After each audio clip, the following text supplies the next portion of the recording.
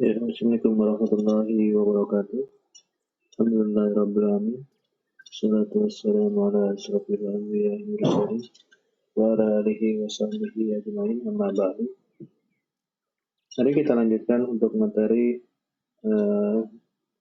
desain formulir, ya, mata kuliah desain formulir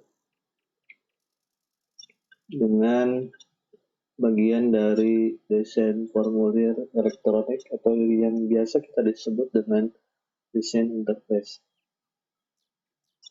Kita lanjutkan dengan desain output. Kenapa harus desain output terlebih dahulu?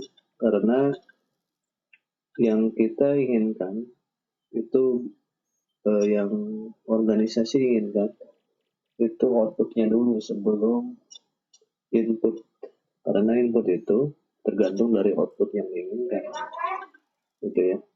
Tergantung dari output yang diinginkan. Kemudian, nah ya, kenapa output dulu ya? Jadi kenapa output dulu? Karena output itu menjadi bagian dari apa yang biasanya diharapkan dari sebuah organisasi. Apa? Biasanya KIB ya. Kemudian dari laporan-laporan ya. Kalau di Puskesmas biasanya yang paling populer itu LB1 gitu ya. LB1 itu output karena diharapkan seperti itu, dan data elemen yang ada juga sudah ditentukan. Kemudian output itu merupakan komponen yang paling dapat dilihat kan, ya, dari sistem informasi yang bekerja. Jadi biasanya misalnya dari Puskesmas, apa sih laporan yang dikeluarkan dari Puskesmas? Nah, itu menjadi salah satu faktor dalam pembuatan input. Dalam pembuatan input itu, jadi output itu menjadi tolak ukur yang diharapkan. Ya, diharapkannya itu apa aja sih data elemen yang ada di dalam inputnya. Itu maka ketika outputnya sudah ditentukan, inputnya juga mudah menentukan. Kita ada penggolongan output. Jadi di mana penggolongan output ini harus paham terlebih dahulu mengenai siapa saja yang akan mengakses. Jadi nanti ada siapa-siapa saja yang mengakses, maka outputnya juga ditentukan. Ya, outputnya juga menentukan user yang memakainya, atau pengguna yang memakainya, atau pihak yang memakainya. Jadi output dibuat untuk mengambil keputusan. Nah, ini baik itu keputusan yang sangat kecil ataupun yang sangat besar. Itu dimana kita kembali lagi ke konsep informasi, dimana informasi itu yang paling penting adalah hal yang paling fundamental dalam informasi adalah pengambilan keputusan. Kemudian output juga mendukung operasional bisnis. Artinya dalam sebuah kegiatan di puskesmas, di rumah sakit, ya, dalam adanya output itu mendukung dalam hasil yang didapatkan, mendukung dari operasional dari sebuah kegiatan dalam organisasi tersebut. Di sini ada tipe kegiatan manajemen. Nah, apa hubungannya dengan output? Hubungannya itu dari siapa sih yang mengakses. Nah, di sini ada 3 kegiatan manajemen, tipe-tipe kegiatan dalam manajemen, dan sekaligus karakteristik tingkat manajemennya. Kita lihat yang paling kanan, segitiga bukan piramida, betul ya, segitiga piramida. ini menunjukkan bahwasannya ada manajemen tingkat bawah, manajemen tingkat tengah, dan manajemen tingkat atas.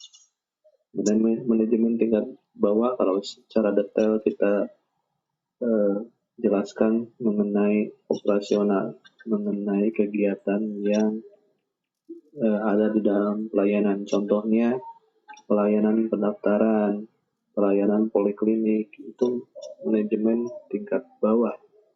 Kemudian manajemen tingkat menengah itu yang membawahi operasional. Ya, biasanya di sana lebih ke lebih ke controlling dalam operasional, dalam kegiatan pelayanan. Kemudian manajemen tingkat atas itu untuk pengambilan keputusan yang strategis. Jadi semuanya ini mempunyai aspek-aspek dalam pengambilan keputusan. Hanya bedanya itu dari tingkat pemenangnya dan outputnya itu akan mempengaruhi dari semua kegiatannya. Ya, jadi semua kegiatan di dalam 3 tingkat manajemen itu menentukan apa aja yang menjadi output. Seperti itu ya. Nanti mungkin agak dalam lagi. Mungkin di video berikutnya. Insya Allah. Nah, kita masuk ke jenis output. Ada 3 jenis output ya. Yang pertama detail report, menyajikan informasi dengan sedikit atau tanpa dilakukan penyaringan atau pembatasan. Contoh, daftar seluruh kunjungan pasien. Misalnya. Ini juga output, tapi outputnya detail sekali gitu. Outputnya detail dan bisa berbentuk ya di mana di dalamnya ada nama, mungkin ya alamat dan lain-lain gitu ya, yang memang itu yang terdapat di dalam kunjungan pasien. Kemudian ada lagi output. Jenis output yang kedua adalah summary report, berisi informasi dari manajer yang tidak perlu diperlihatkan keseluruhan laporan secara detail. Jadi ini biasanya digunakan setelah kegiatan pelayanan itu dilakukan. Misalnya laporan 10 besar penyakit, gitu ya. Jadi kalau summary itu hanya manajemen tingkat atas yang biasanya yang mendapatkan atau manajemen tingkat menengah gitu ya. Inspection report menyaring data sebelum ditunjukkan kepada manajer sebagai sebuah informasi. Jadi contohnya laporan stok obat yang akan habis. Jadi laporan tersebut menjadi hal yang memang penting gitu ya. Jadi tidak data-data obat semuanya, kemudian ada laporan stok obat, tapi ini langsung merucut kepada stok obat yang akan habis. Bagaimana nanti akan terlihat, ini karena udah mau habis, maka harus mengadakan kembali. Ya seperti itu ya. Itu mungkin didukung dengan penjelasan lain, insya Allah. Kemudian ada external output. Output ini ditunjukkan kepada pasien, suplai obat, asuransi, dan badan pemerintah. Jadi emang output yang diberikan kepada pihak lain gitu ya. Diberikan kepada pihak lain. Kemudian turn on output. Turn on output itu output eksternal yang akhirnya masuk kembali ke dalam sistem sebagai input. Contohnya ketika pendaftaran pasien daftar, kemudian pasien baru ya daftar, kemudian eh, mendapatkan KIP, kemudian dia tuh datang kembali, kemudian membawa KIP dan menyerahkan kepada petugas pendaftaran.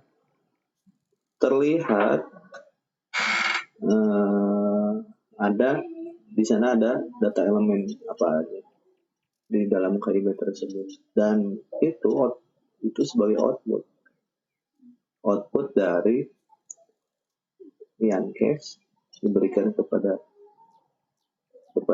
pasien, kemudian turn around, kemudian kembalikan kembali kepada pelayanan kesehatan sebagai output yang akan diinputkan seperti itu. Kemudian berkas klaim juga seperti itu sama.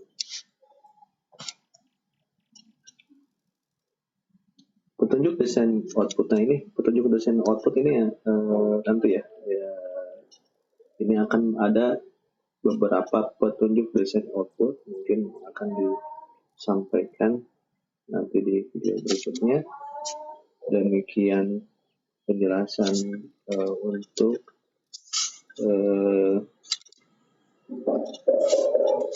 ini ya, untuk desain output.